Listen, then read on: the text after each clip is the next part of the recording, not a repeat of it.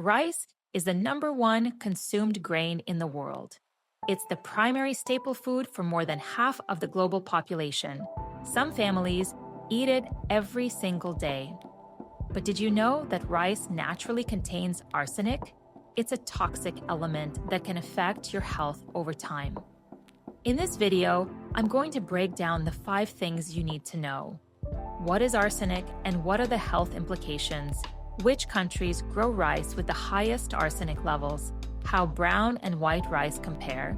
The best cooking methods to reduce arsenic and healthy substitutes you can try instead.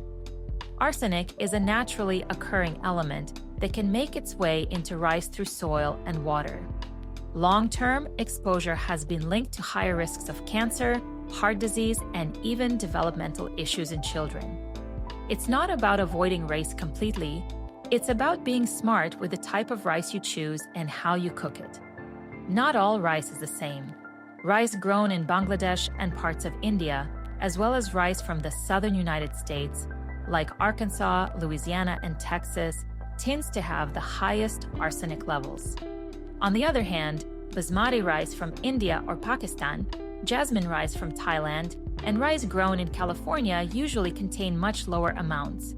So the source matters a lot. You might think brown rice is always healthier, and nutritionally it often is, since it has more fiber and vitamins. But when it comes to arsenic, brown rice actually has more. That's because the arsenic builds up in the outer bran layer. White rice, which has that layer removed, contains less arsenic. It's a trade-off.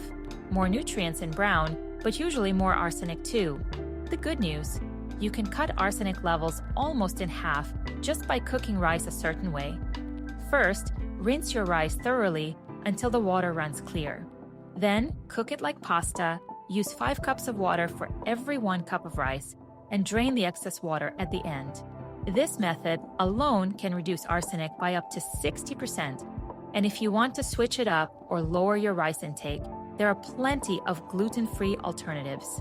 Quinoa is high in protein, millet and sorghum are mild and versatile, buckwheat has a hearty flavor, and even cauliflower rice is a great low-carb option. Each of these grains brings something unique to your diet without the arsenic concern. So remember, it's not about cutting out rice completely, but making informed choices. Choose low arsenic varieties, rinse and cook them properly, and don't be afraid to try some delicious substitutes. If you found this helpful, let me know in the comments what type of rice or substitute you eat most often. And don't forget to subscribe for more health and wellness tips.